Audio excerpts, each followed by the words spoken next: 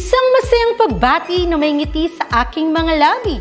Naghahanap ba kayo ng makakatuwang sa pag-review ng inyong anak? Meron yan sa DepEd. Ang ETUlay online tutorial ay libre at handog ng ating kagawaran sa pangunguna ng OUA ICTS EdTech. Ito ay isang proyektong makatutulong sa mga mag-aaral, katuwang ang mga magulang o kasama sa kani-kanilang tahanan para masagutan at maunawaan ang mga modules. Hangad din ng programang ETUlay ang matulungan ang ating mga guro sa kanilang mga blended learning classes. Ang ating ETUlay ay mula kinder hanggang senior high school. Bukod sa academics, meron din tayong mga special programs gaya ng All is Wellness, Reading and Math Remediation, Storytelling, Mommy Tech Talks, Classes sa Gramatika, Speech Class, Financial Literacy, at marami pang iba.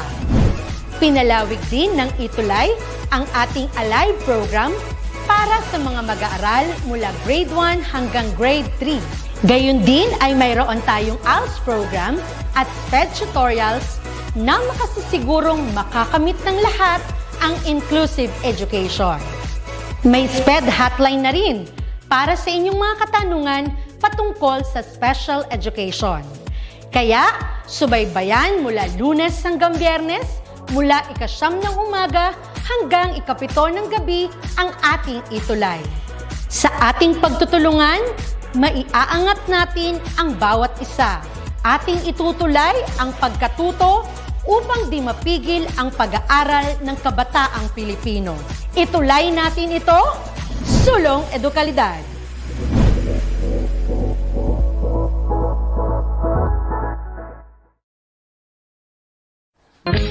Welcome to your ETUlay online tutorial program.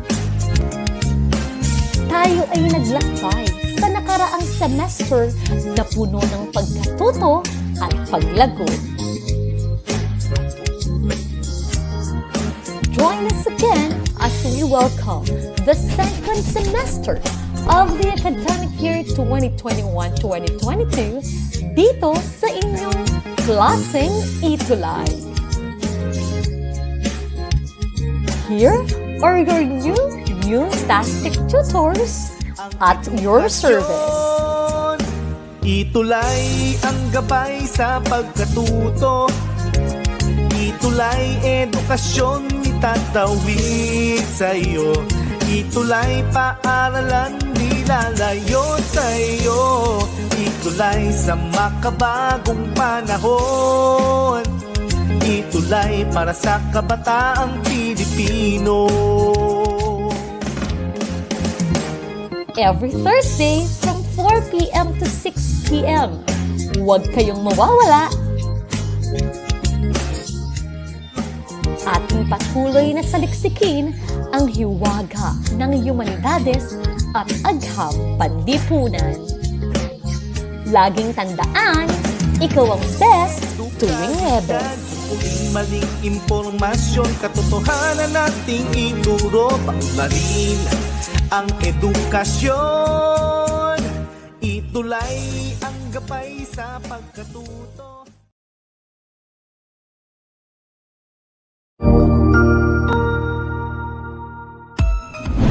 Mabuhay! Good day to all! I am your tutor Madge. Welcome to ETUlay, a free online tutorial, an initiative of the Department of Education, Information and Communications Technology Service, Educational Technology Unit, ICTS EdTech. This program is aimed at helping and assisting learners from kindergarten, senior high school, ALS, Alive and SPED learners. Aside from answering the modules, the ETUlay is offering programs which you will surely look forward to. Together with our parents and teachers, the ETUlay will bridge the gaps where difficulty and ease meet in learning new knowledge and skills. So, let us prepare our modules, pen and paper. Ready your mind to see and hear worthwhile and interesting lessons. Let us now study and learn, together with our volunteer online tutors. Tara na!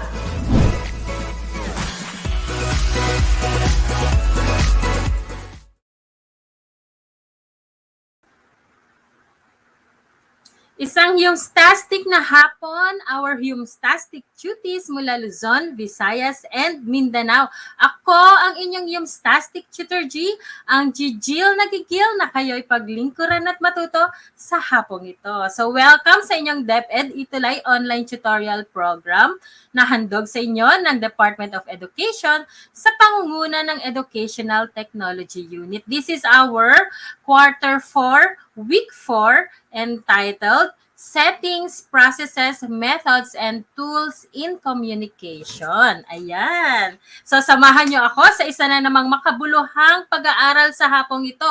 At abangan din natin ang ating mga Cutie of the Week. At ang ating lesson ay madali lang para sa inyong lahat. Kaya subaybayan nyo yan ngayong hapong ito. Ayan. Okay. Ngayon, kilalanin natin itong ating dalaga na Cutie of the Week. Okay, siya si Shamel T.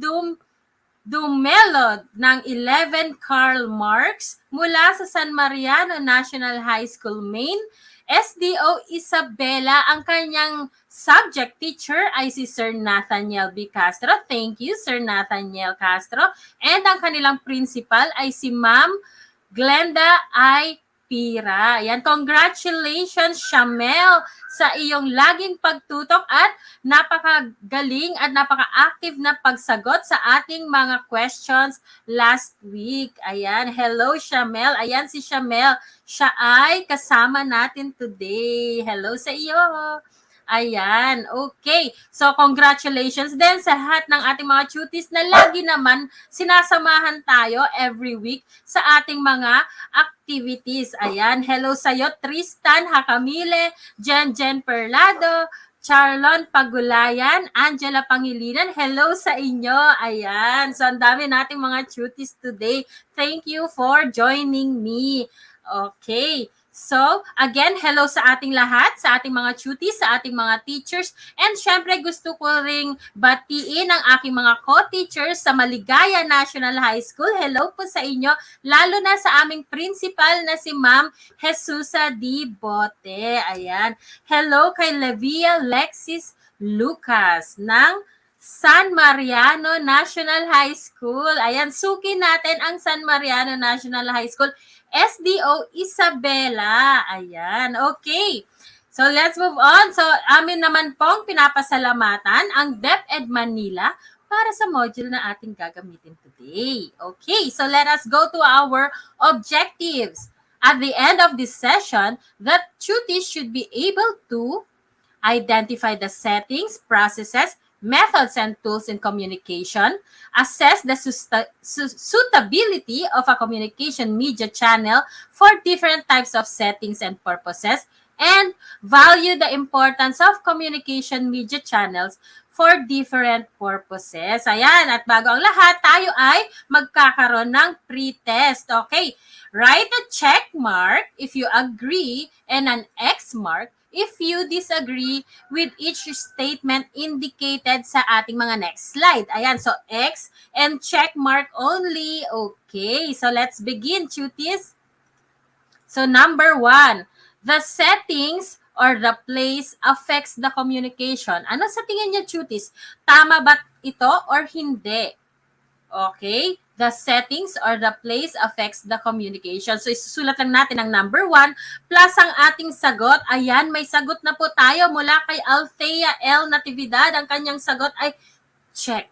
Ayan, tama kaya si Althea? Ayan, lumalabas ng ating mga sagot mula sa cuties. Si Ira Nadora Bantaculo, ang kanyang sagot ay check. Si Shamel Tenyoso Dumelot, ang kanyang sagot naman ay agree. Ibig sabihin, check yon. Ayan, so yan, mayroon na tayong mga sagot. Alamin natin kung ano nga ba ang tamang sagot. So, ang tamang sagot, dear cuties, sabi ni Lorraine, ay check. At ni Tristan, ayan, very good cuties. Tama kayo sa inyong sagot sa number 1. Ayan, let's go to number 2. Message encoding is according to Plato. Message encoding is according to Plato. That is number 2. Is this check or X? Ayan. Tignan nga natin kung masasagot natin to mga cuties. Ano kaya sa tingin natin? Is this an X or a check? Ayan. Meron na ba tayong mga sagot? Ayan, sige, sagot lang na sagot, dear cuties ha. Ayan, may sagot na tayo. Napakabilis. Ni Althea L. Natividad, ang kanyang sagot ay check. Ayan, check ang kanyang sagot. Si Ira Nadora, check din. Si Angela Pangilinan, check. Ayan, puro check ang aking nakikita. Pero alamin natin, tama ba kayo, dear cuties? Ayan, alamin natin. And the answer is... No, it's an X. Ayan, alamin natin kung sino nga ba yan ang nagsabi niyan. Okay, number 3 na tayo.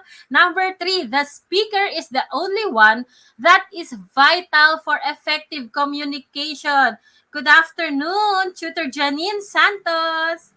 Ayan, number 3 na tayo, dear cuties. The speaker is the only one that is vital for effective communication. Tama ba yan? Do you agree or not? Ayan, do you agree or disagree? Ano nga ba ang ating sagot sa number 3? Ayan, sa tingin ko, ang sagot ni Shamel ay number 3. Ang sagot niya ay disagree. Si Angela Pangilinan, check. Ayan, may mga sagot na tayo sa number 3, ano? Okay, meron pa bang mga sagot dyan na pinag-iisipan nating mabuti kung ano nga ba ang tamang sagot ang ating isasagot sa number 3, no? Okay, alamin natin dahil may mga sumagot na. Ang tamang sagot ay X. Ayan, tama, Jen Perlado ang iyong sagot. Ang sagot ay letter X. Ayan, may mga sumagot naman ng letter X. Okay, next na tayo. Number 4, the use of technology is a modern way of communicating. Gumagamit nga ba tayo ng technology for communication? Is it a check or X? Ayan, masasagot ba ng ating mga cuties to? Ayan, mabibilis, no? Kayang-kaya natin tong sagutin, dear cuties. Sabi ni Althea Natividad, she agrees. Ayan, pagbaliktad pala ito. Agree siya. Ayan. So, meron tayong mga sagot sa mga number 4, no? Si Shamel Dumelod, ang kanyang sagot ay check. Ayan, check. Ito pala, check. Bea May Empainado, hello, check. Jamia, ayan. Puro check ang aking nakikita ngayon. Alamin natin, baka naman X ang sagot. Ayan, tingnan natin. Okay, very good, cuties. Ang sagot ay agree or check. Very good. Okay, sa last number tayo. Number 5. To understand the information, it does not need to decode the message. For number 5 question, to understand the information, it does not need to decode the message. Ano kaya ang sagot dito? Is it a check or X? Okay, ano nga ba ang tamang sagot? Sabi ni Althea L. Natividad ay X. Ayan. Okay, so may mga sagot pa ba tayo? Ayan, sunod-sunod na ang sagot. Sabi ni Shamel Teñoso Dumelot, check. Sabi ni Marinette Salaginto Vizcara, X. Ayan, may mga halo-halo ang sagot natin. May X, may check din. Ayan, titingnan natin kung ano nga ba ang tamang sagot. Jamia, X ba? Nessie, ayan. Ang tamang sagot, very good, cuties. Ang tamang sagot ay X. No, we do not agree to this. Ayan, very good, cuties. Woohoo! Sabi natin. Okay, now let's move on to our lesson. This is our Module 4. Okay, settings, processes, methods, and tools in communication. Okay, so the first topic is about the process of communication. Okay, the first one is the SMCR from Berlo. Okay, that is David Berlo. So David Berlo's SMCR model of communication represents the process of communication in its simplest form. So this is the simplest form, dear cuties. Okay, the acronym SMCR, as you can see in our screen, sabi dyan, it stands for source or the sender, message, channel, and receiver. Ayan. So yan yung mga components of Berlo's process. Okay, the sender, the message, the channel, and the receiver. When we say the source or the sender, it is the sender that transfers information through communication skills like your attitude, your knowledge, your social system, and your culture. Okay. Then that is being encoded at yan yung message, yan yung ine-encode ni sender or ng source, no?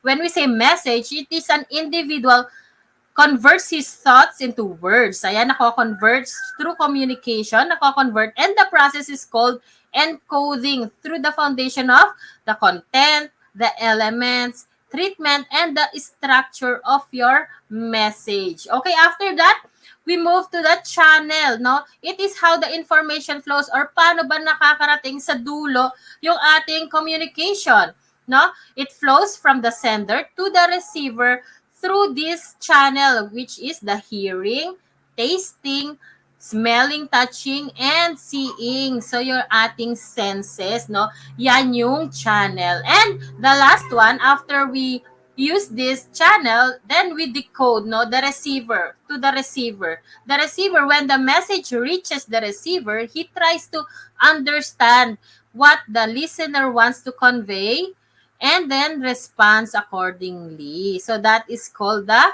decoding. Ayan. So, that is the simplest form of communication, the SMCR, according to David Berlo. Ayan. That is number 1. Okay. So, the second one is message encoding model by, ayan, sabi natin kanina sa ating free test, Plato. Hindi po kay Plato yon. It is by Aristotle. Ayan. So, Aristotle's model is mainly focused on speaker and the speech, no? It can be broadly divided into these things in your screens. Now, we have the speaker, the speech, the occasion, the audience, and the effect. So, those are the primary elements, okay?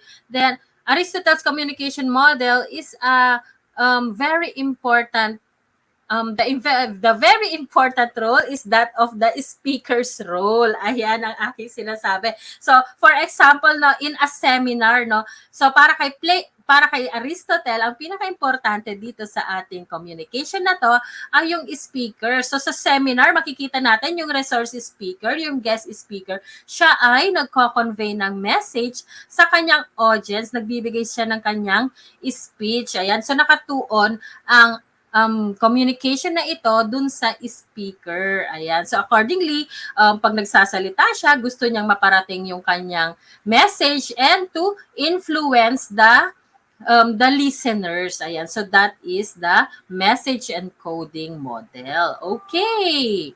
Now, good afternoon, Leslie Tongohan. Okay, number 3, we have Scrum's model of communication. Ayan. So, ito namang Scrum's model of communication, ito ay two-way, no? Two-way na komunikasyon na nagmumungkahi kapag naabot na yung impormasyon, no? Merong encoding and decoding mula kay sender at kay receiver, no? So, nagkakaroon ng magkakaintindihan between them. So, yan yung Scrum's model of communication. For example, yung art professor, hindi niya naman may explain kung ano yung mga drawing kung hindi niya kayang i-convey yung kanyang mga meaning, no? Elements of the Scrum model of communication includes sabi dito sa ating slide, si sender, si receiver, encoder. The sender is the encoder or nag-encode, yung encoding dyan. And the receiver is the nagde-decode or yung decoding. Ayan. So, the message is the one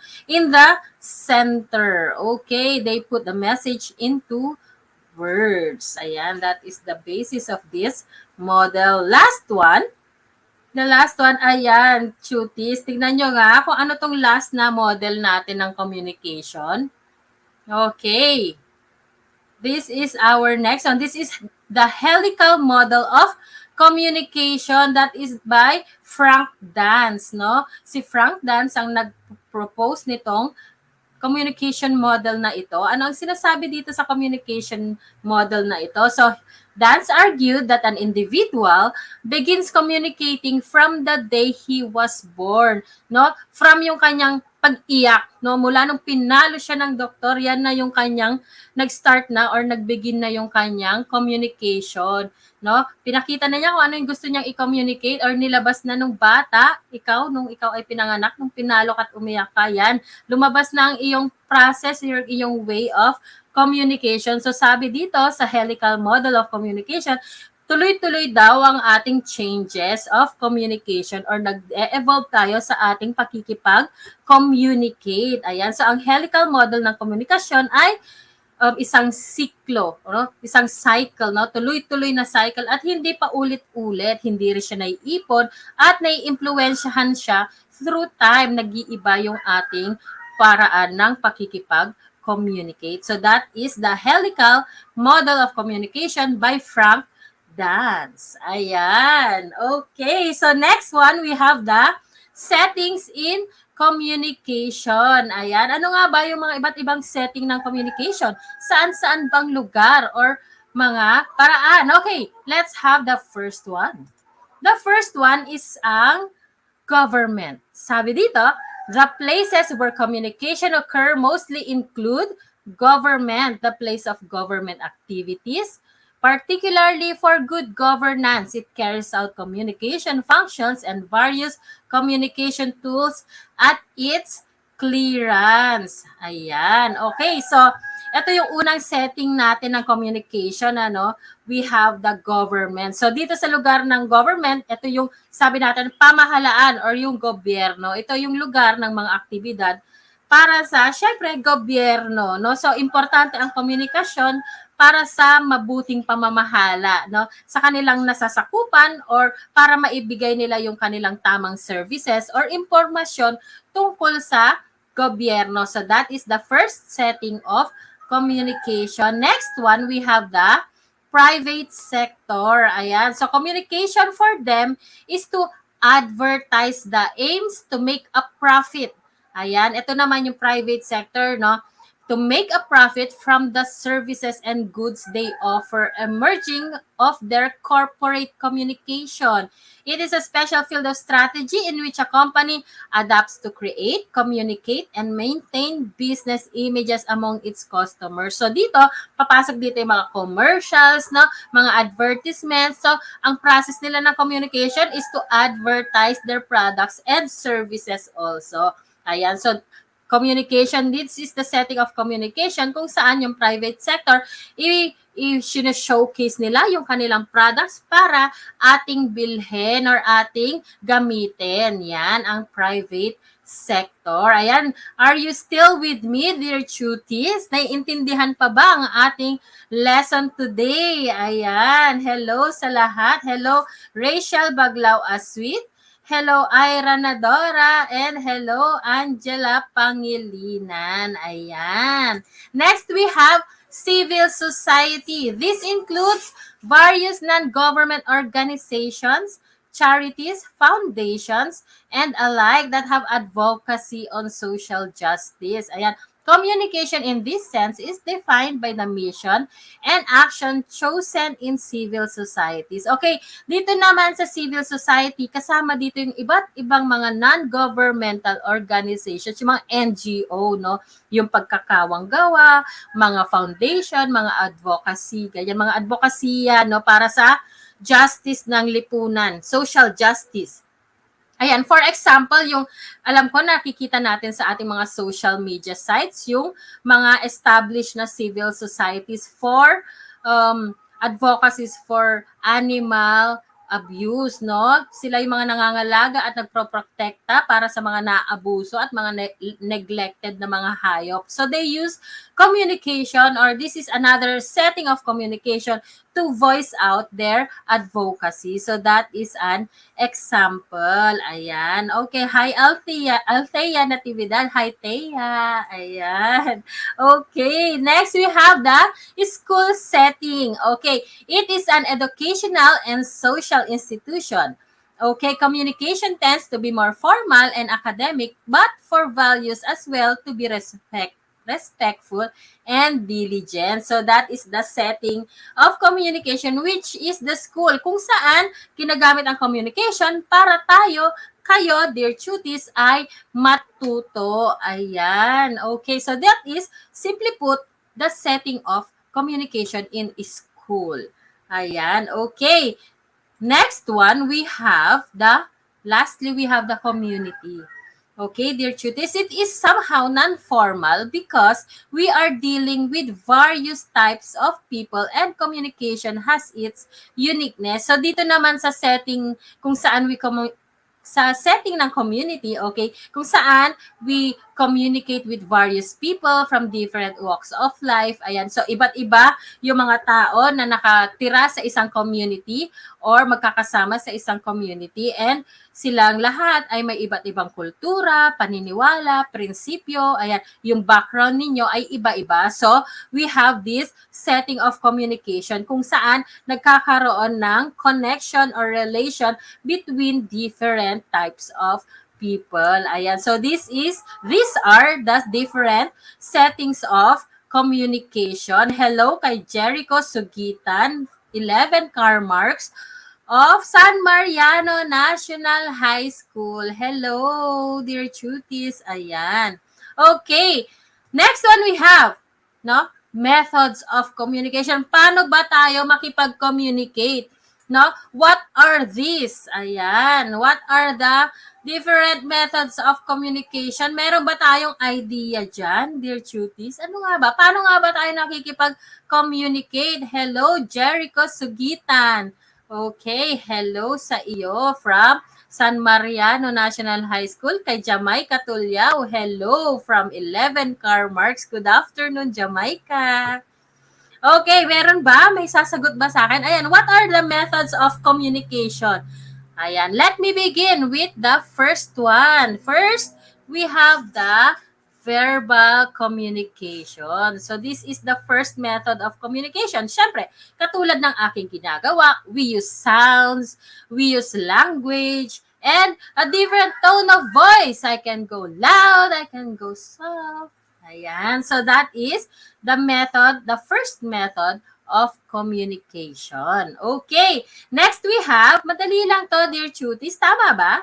Ayan. Next we have number 2, the non-verbal modes or method of communication. So, pag sinabi nating non-verbal, ayan, nakikita natin sa shout, no? Sabi ni Jamaica, shouting, yan. Verbal communication, yan. Pag nagsha-shout tayo. Okay. Next, we have the non-verbal, no? Non-verbal, nakikita natin dito sa ating slide, nakikita natin yung anger. Pag nakaganito ka na, you're communicating na galit ka. Diba? And when you're happy, you smile. Surprise, ayun yung mga iba't ibang expressions, no? Pag meron tayong non-verbal communication, anger, happiness, surprise, disgust, sadness, and fear. Ayan, kung hindi naman natin kailangang magsalita, pero dahil sa ating facial expressions, no, mapapakita natin kung ano yung gusto nating i-communicate. So, ang iba't ibang klase ng non-verbal communication, we have the facial expression, the posture, no? Pag ganito ka, kunwari, parang nahihiya ka or natatakot ka, diba? Your eye contact, no? Eye contact, your hand movements. Kunyari, pag galaw ng galaw yung kamay mo, ganyan, ganyan. Kinakabahan ka siguro, kaya ganun ka na ganun. Nag-iisip to, ganyan. And syempre, your touch, no? Touching is a sign of non-verbal communication. Pag pinalo ka, ibig sabihin galit sa'yo. Di ba? Ganun ba yon, dear cuties? Bawal ang namamalong teacher. Okay, so those are the second method of communication. Okay, the next one we have written. Okay, the written method of communication. So, pag sinabi nating written, ayan, nakikita natin sa picture, nagsusulat ang ating cutie. Ayan, when we say written communication, we have email, memorandums or memos, reports, Facebook post, your tweets, di ba? And a contract, yung mga sinusulat natin. Yang mga yan ay forms of communication. Pag pinadalhan ka ng sulat ng iyong teacher, na nagsasabing hindi ka pumapasok, ayan, siguro galit si teacher o kaya kailangan ka na niya sa school. Okay. O kaya nagsulat ka ng Facebook post, no? Nagsulat ka ng iyong hinain, ayan, so Love letter, sabi ni Jamaica Tulyao. Yes.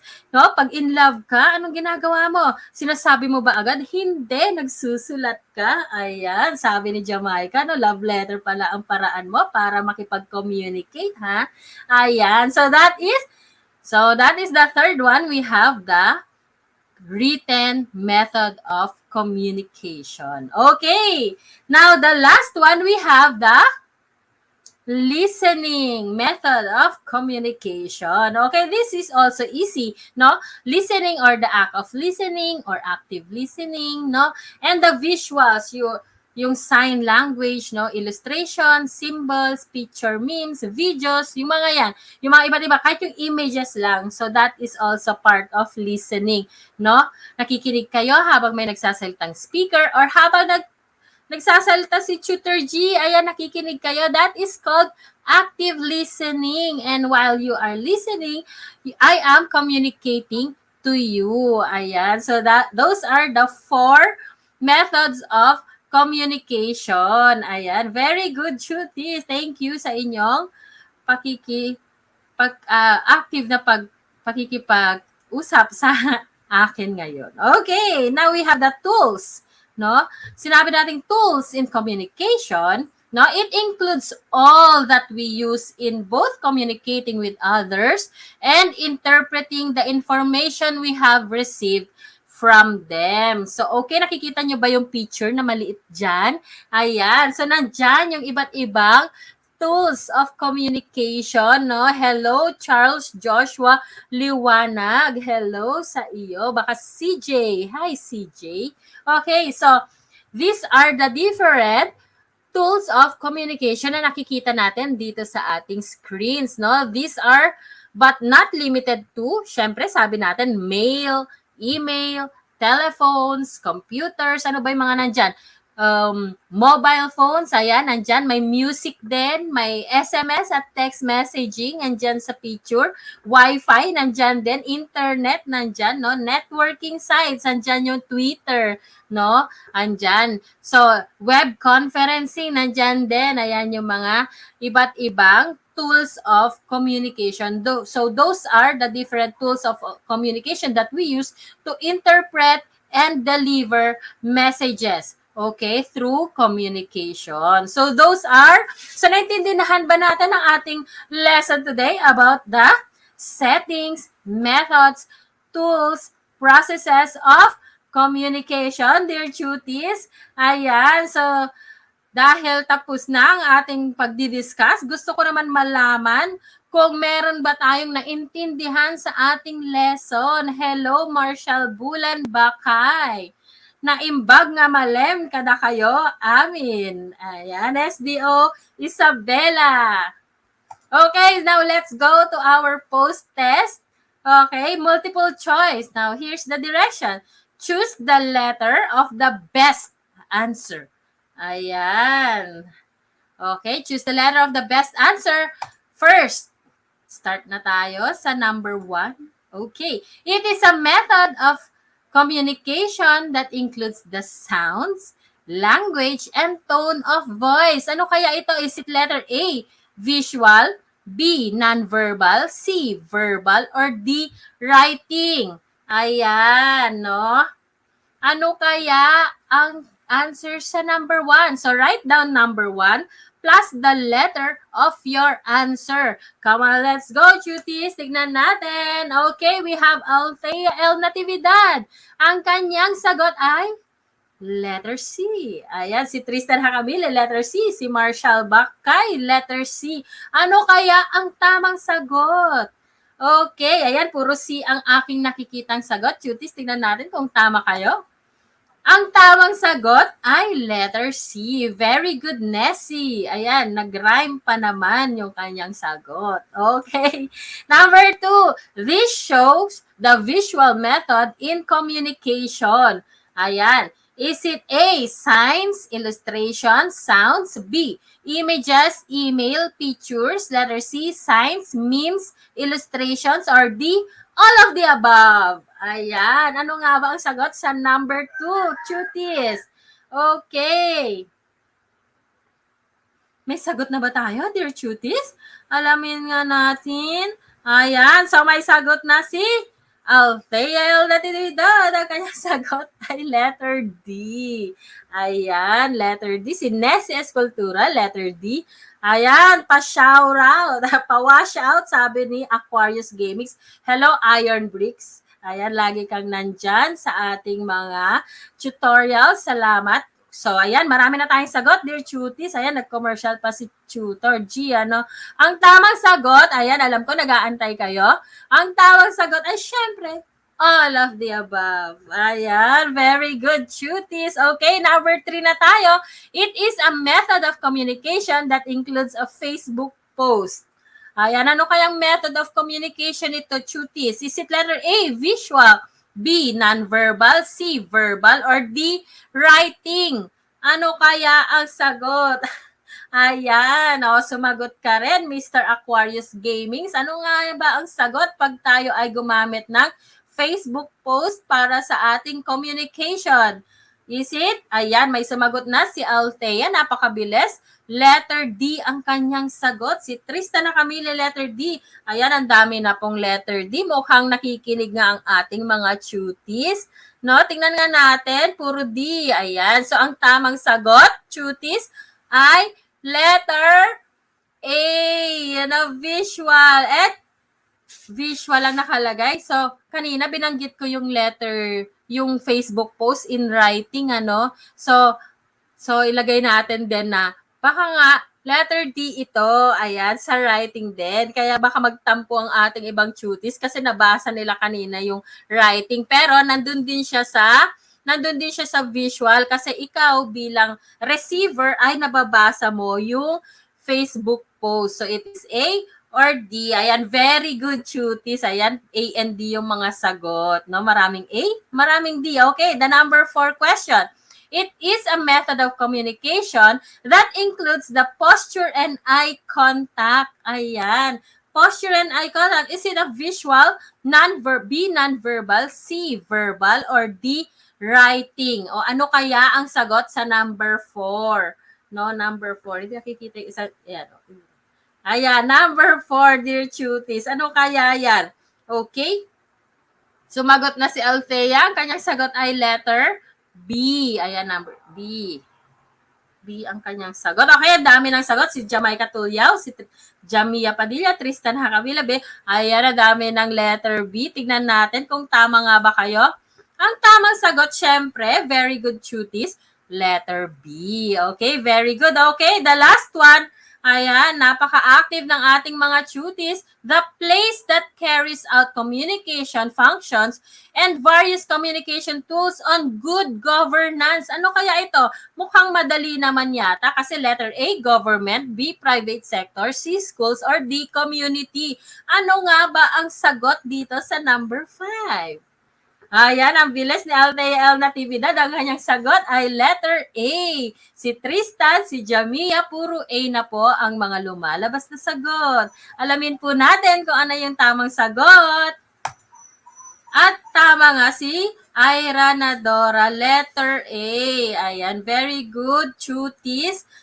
Congratulations at halos lahat kayo ay perfect sa ating post-test. Ibig sabihin, nakikinig ang ating mahal na mga cuties. Thank you sa inyong lahat. So, it's a wrap. Okay, let me leave you with this quote by Tony Robbins. Sabi niya, to effectively communicate, we must realize that we are all different in the way we perceive the world and use this understanding as a guide to our communication with others. Ayan. So, salamat. Okay. Thank you sa inyong lahat. See you next session. Yes, Jamaica Tulyaw. I hope to see you again next session. Thank you sa iyong pagiging active. Muli, narito ang bumubuo ng Senior High School Humanities and Social Sciences para sa fourth quarter ng ating session. Lagi po tayong sumubaybay tuwing Huwebes ng 4:40 ng hapon. Dito na nagtatapos ang Yumstastic episode para sa quarter 4 week 4. Muli, ako ang iyong Yumstastic Tutor G na jijil na kayo paglingkuran at matuto sa hapong ito. Okay. At Susunod na po ang Pulso ng Kabataan kasama si Tutor Janine at Tutor Edson. Laging tandaan, ikaw ang best. Tuwing Huwebes. Paalam, dear cuties. Thank you sa inyong lahat. Bye! Thank you, Marshall Bakay, Althea Natividad, John Natividad. Bye, everyone. Thank you. Ang husay naman! Natapos mo ang iyong tutorial session kasama ang iyong mahusay na ETUlay tutor. May bago ka bang natutuhan? I-share na yan gamit ang hashtag #ETUlayLevelUp. Huwag aalis ha, dahil may susunod pang programa na pwede mo ring panoorin at salihan. Dahil naghihintay na ang iyong mga tutors. Happy learning dito sa ETUlay!